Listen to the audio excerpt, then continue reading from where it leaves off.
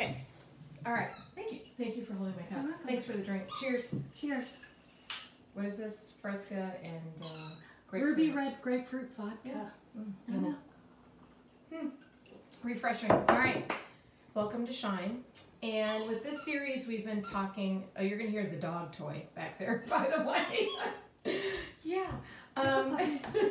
So we've been talking about just different ways that you end up completing your family.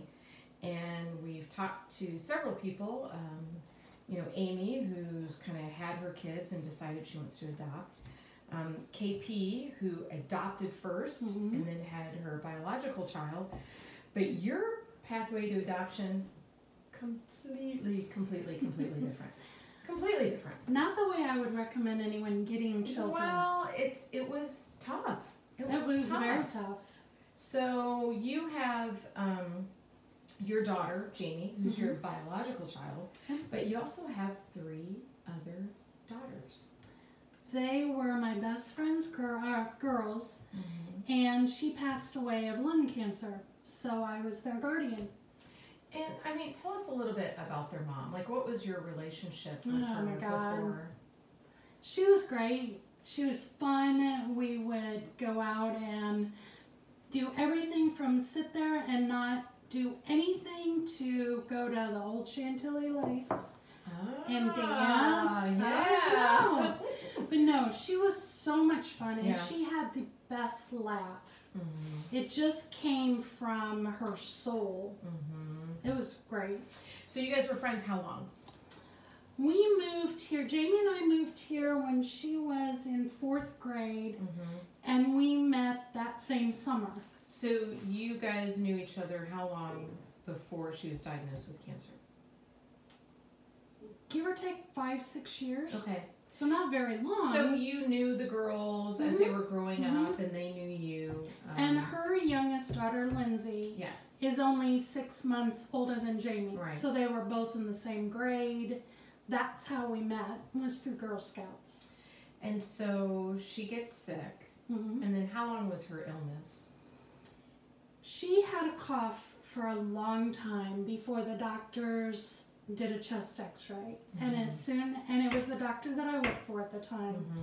And as soon as the x-ray was done, we knew. From the time of diagnosis to death, it was maybe about a year. Wow.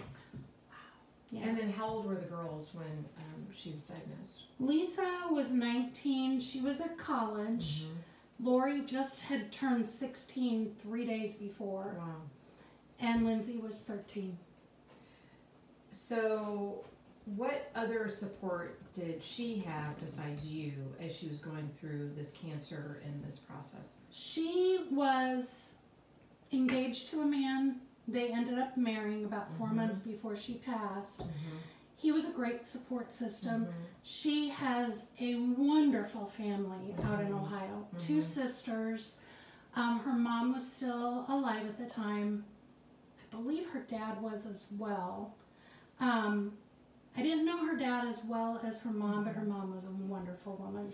So did the 2 of you have conversations about, I mean, what is that like to have that conversation?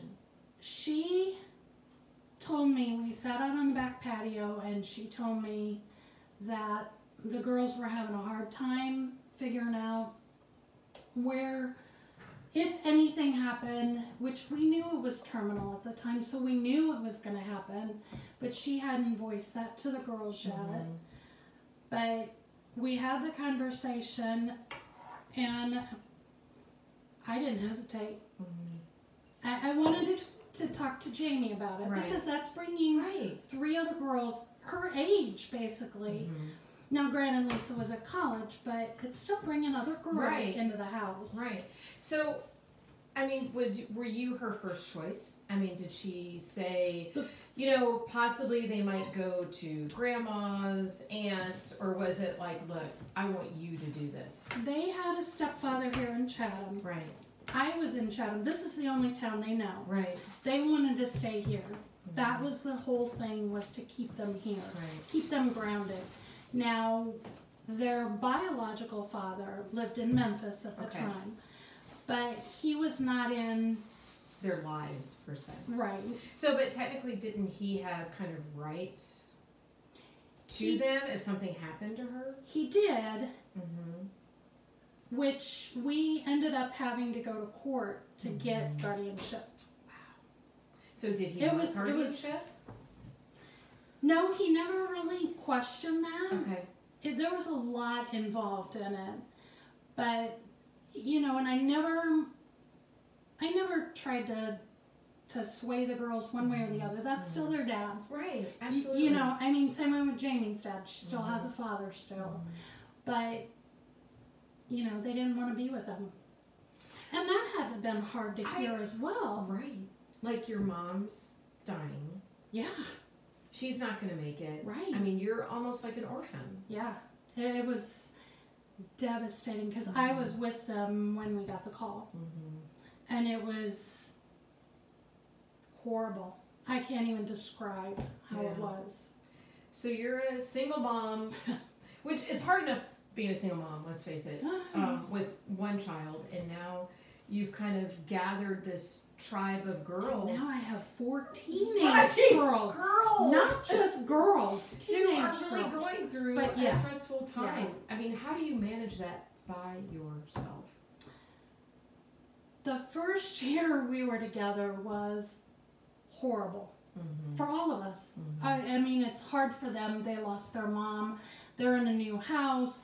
Yes, they're in the same school district and they still have all their friends, but I can't even imagine what they went through. But I was also going through nursing school. Oh, so I didn't work full time. Right, right. That so was, financially, how did you do that was not good. It was not good. The girls will remember one night for dinner, we had oyster crackers and Twizzlers in the middle of the living room floor. But they ate. You know, I mean... You gotta do what you gotta do. I always try to look on a good side of something, because otherwise you just get swallowed up. And so you are now financially responsible for getting through college, or getting them through their next step in life. Now, their mom worked for the state, so there was a little bit of a pension with that. Okay. But I never got support with their dad. You didn't get anything? So you did this, so you're a single mom now with 4 kids. And so as you, I mean, you've been such a huge part of those girls' life. I mean, weddings. And they're mine. Oh, well, that's what I was going to ask you. Yeah. They're yours. Yeah. Well, no, I mean, they've been a big part of mine as well. But they're your girls. Yeah. I mean, I definitely call them that. Rick and I always say, well, I say I have my daughter, I have my bonus daughters, which are my 2 stepdaughters, and I have my 3 guardian daughters. We got a lot of estrogen. Yeah, poor Rick. Yeah. He needs a little testosterone. And now a puppy that's a girl. Well, now we've got the puppy that's a girl. We should have gotten him a boy, so. Yeah, he's okay. Because, I mean, let's face it. Because he puts up with a lot. But for your life, I mean, when you think about your trajectory, it would have been a little easier to say no. It would have. It would have been easier, but I couldn't live with myself. I always looked at it that, what if that was me? And what if, you know, I had to find a place for Jamie? Right. Well, and that's why you're my friend. Because if something happens to me, I know she's going to take care of my kids. Absolutely. Fur babies and regular. Right. So, I mean, that's amazing. So tell us how the girls are doing now. And Jamie. I don't want to forget Jamie. Jamie's good. She is married, has a 6-year-old little boy who, means everything to me. But the girls are good. They moved several years ago. My oldest guardian daughter, Lisa, married, and I gave her away. Did you really? I did. You didn't know that? I didn't know that. Yeah. I knew you were in the wedding, so to speak, but I didn't know you gave her away. With her stepdad and her father there. It was kind of hard. I didn't want to boast about it, but I was. Why not? I'm proud. Thrilled. Oh God. It's a lot of hard work. Completely proud. Yeah. But she married a wonderful guy who's originally from Minnesota, which is where they live now. And they've got 3 spectacular kids. We're actually going up to see them this week. So with a wintry mix. Yeah. Love that. Yeah. But Lindsay and Lori, I lived here for several years afterwards. But they all wanted to be together, so now they all live in Minnesota. That's amazing. Yeah. Yeah, they're all doing good. I mean, considering where everything could have gone, they're doing good. You know, you got to choose your life. You got to choose your path. You could have made it horrible. You could have said, you know what, I don't have a parent left. I'm just going to live off whatever. But you chose to do that. Now, is it easy all the time? No. Absolutely not.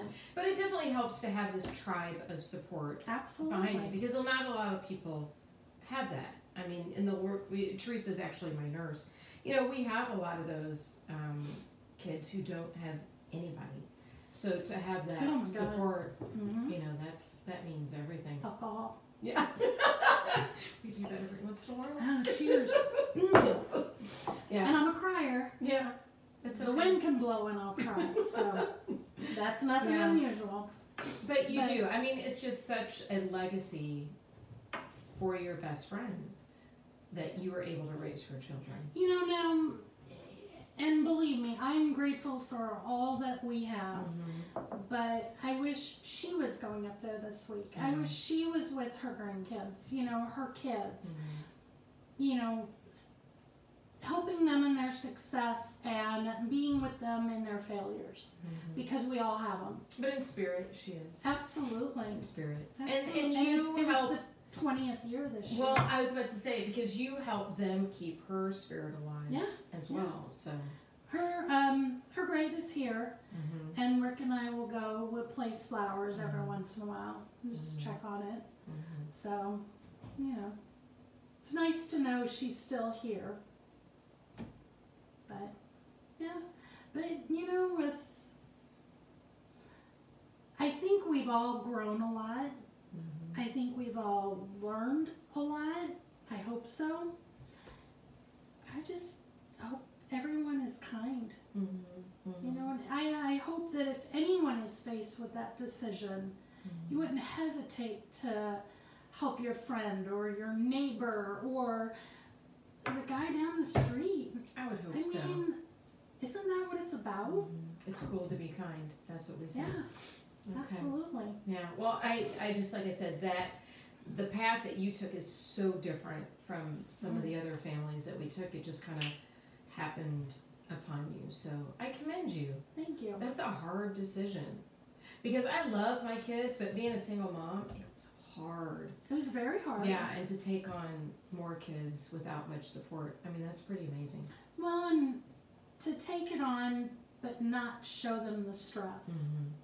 You know, to still make their lives okay. So they don't feel like it's a burden. Right. So to speak. Right. Now, like I said, all of us have had our ups and downs with that. That first year was rough. But hopefully, I mean, still connect with each other. So when you go see the girls this weekend, I think you should have oyster crackers and Twizzlers for dinner. Hey girls, that's what you're getting for dinner this weekend. And alcohol. And alcohol. Thank you. I love you. I love you.